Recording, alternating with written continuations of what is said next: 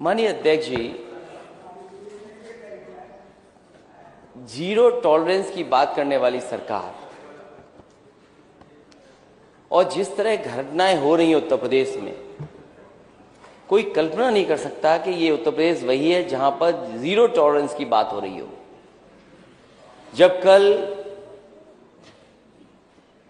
Madam governor यहां पर speech दे रही थी, उसी दिन अखबार में, कल के ही अखबार में और परसों की घटना, जहां पर एक 19 साल की बेटी के साथ दुष्कर्म हुआ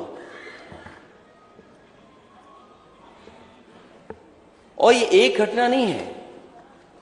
अगर हम घटनाओं को देखें और आंकड़ों को देखें, मैं माननीय अध्यक्ष आपके माध्यम से सरकार से कहूंगा, कम से कम सरकार इस पर साफ कहे कि जो जीरो टॉलरेंस की बात कर रही हो और जो सबसे ज्यादा अपने आप को प्रचार में इस बात के लिए प्रचार कर रही हो कि वो सबसे ज्यादा संवेदनशील है महिलाओं को लेकर के, बेटियों को लेकर के, लड़कियों को लेकर के।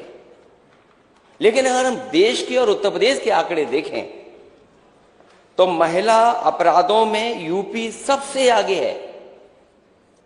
अगर ये आंकड़े सरकार नहीं मानती है तो सरकार ये बताए कि सरकार के पास जो सिस्टम है, डायल 100 जिसको डायल 112 कर दिया है, उसके आंकड़े क्या कहते हैं।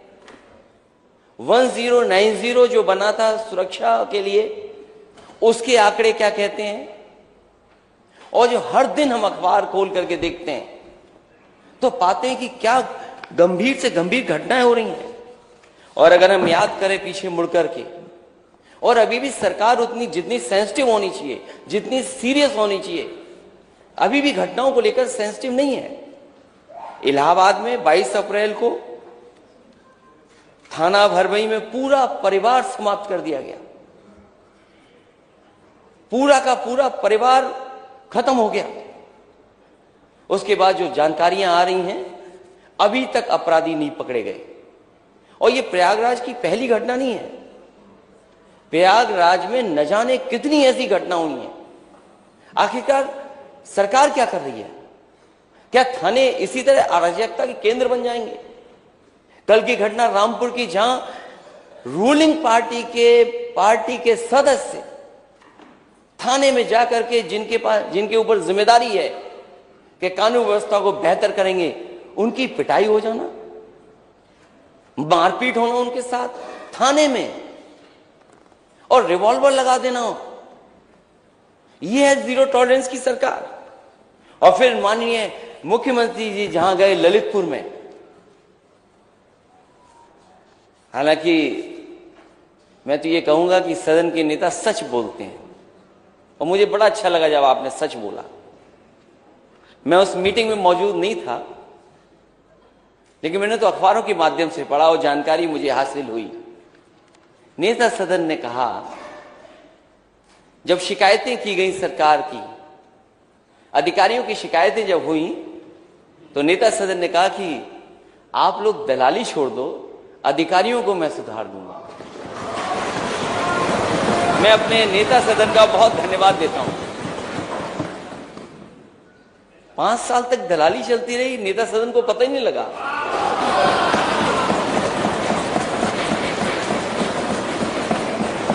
और किन अधिकारियों को सुधार दिया।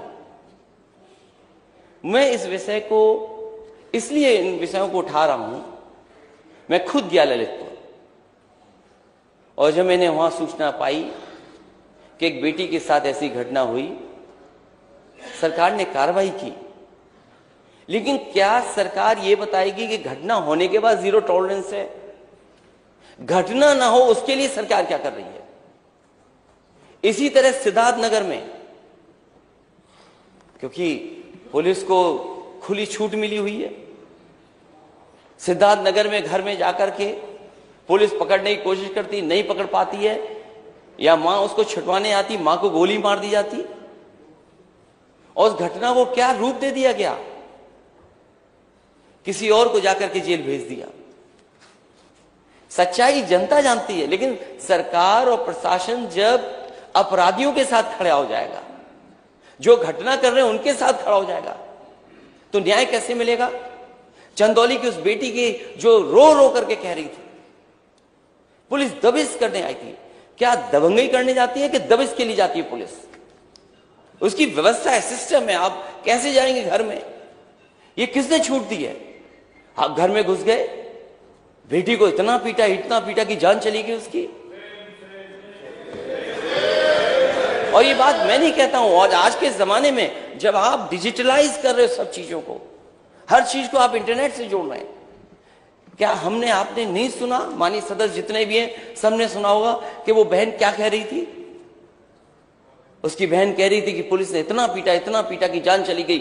उसके बाद पुलिस उसकी झूठी कहानी बनाने के लिए फांसी से लटकाना चाहती थी। ये घटनाएं होंगी उत्तर प्रदेश में, क्योंकि एक घटना नहीं है। मैं सूची पढ़ सकता हूं, लेकिन मैं सरकार से जानना चाहता हूं। सूची नहीं, नियम 56 किसी एक विषय के ऊपर होता है। मैं सरकार से ये जानना चाहता हूं। आप अपना भाषण दो, मैं समझ गया। मैं देखिए आपका धन्यवाद देता हूं। हालांकि मैंने 3 घटनाएं बताई हैं जी। मैं नेता सदन जब मौजूद हैं तो मुझे कम से कम ये जानकारी दें कि क्या उत्तर प्रदेश में सबसे ज्यादा अपराध महिलाओं पे हो रहे हैं कि नहीं हो रहे हैं, और डायल 112 और 1090 उसके आंकड़े क्या कहते हैं? क्योंकि ये सरकार नई नहीं है, ये कंटिन्यूटी की सरकार है। क्या सरकार ये स्वीकार करेगी पुलिस के लोग कहानी बदल देते हैं? क्या कहानी नहीं बदली जा रही है? मैं ये सरकार से जानना चाहता हूं, जीरो टॉलरेंस की पॉलिसी में कब महिलाओं पर घटना होना बंद होंगी? महोदय, पिछले 5 वर्षों के अंदर भी सरकार ने जीरो टॉलरेंस की नीति के तहत ही कार्रवाई की, और फिर इस बात के लिए हम पूरी प्रतिबद्धता के साथ कह रहे हैं कि सरकार अपराध और अपराधियों के मुद्दे पर बिना किसी की परवाह के बगैर अपनी कार्रवाई को जारी रखेगी। सुरक्षा अधिकार, सबको सुरक्षा का अधिकार सबको देना सरकार की जिम्मेदारी है, लेकिन कोई व्यक्ति सरेआम अपराध करे, यह किसी भी प्रकार से सरकार स्वीकार नहीं कर सकती। और खासतौर पर महिला संबंधी अपराधों को लेकर के एंटी रोमो स्क्वाड का गठन हमारी सरकार ने 2017 में आने के तत्काल बाद किया था। एंटी रोमियो स्क्वाड के गठन के साथ ही प्रदेश के अंदर 218 महिला संबंधी अपराधों को रोकने के लिए पॉस्को कोर्ट की स्थापना भी सरकार ने किया। उस पर त्वरित कार्रवाई हुई। आंकड़ों के हिसाब से नहीं, अगर आप पूरे देश के अंदर घटित होने वाले मामलों की संख्या को अगर आप देखेंगे, 2012 से 17 के बीच में विभिन्न प्रकार के जो अपराध हुए हैं, चाहे वो हत्या से संबंधित हों, लूट से संबंधित हों, दुष्कर्म से संबंधित हों, महिला संबंधी अपराध हों, इनमें भारी गिरावट आई है।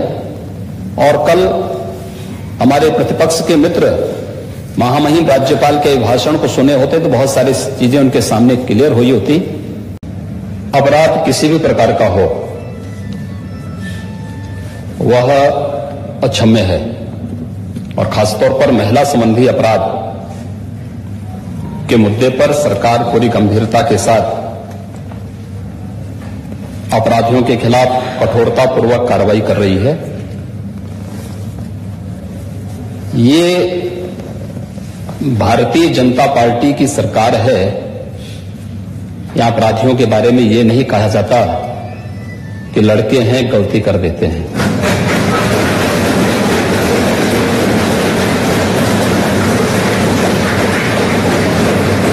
अगर अपराधी है तो कोई भी है, वो जीरो टॉलरेंस की नीति के तहत ही कार्रवाई होती है।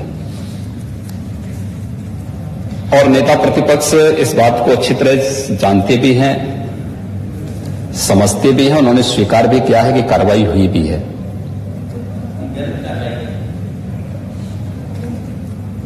क्योंकि आप तो हर उस अपराधी का समर्थन करते हैं जो प्रदेश में अराजकता के पर्याय थे, गुंडागर्दी जिनका पेशा बन चुका था, विगत 5 वर्ष के अंदर प्रदेश के अंदर कानून व्यवस्था और सुरक्षा के बेहतर माहौल ने ही इस सरकार को फिर से व्यापक जन समर्थन दिया। प्रत्यक्षम किम प्रमाणम, प्रत्यक्ष को किसी प्रमाण की आवश्यकता नहीं होती है। ये चुने गए माननीय सदस्य इस बात के प्रमाण हैं कि जनता ने इन्हें समर्थन दिया है और आधी आबादी ने जिस भाव के साथ समर्थन दिया है वो अभिनंदनीय है। मैं उनको सैल्यूट करता हूं। इस लाल बटन पर क्लिक करके सब्सक्राइब करें और साथ में इस बेल आइकन पर भी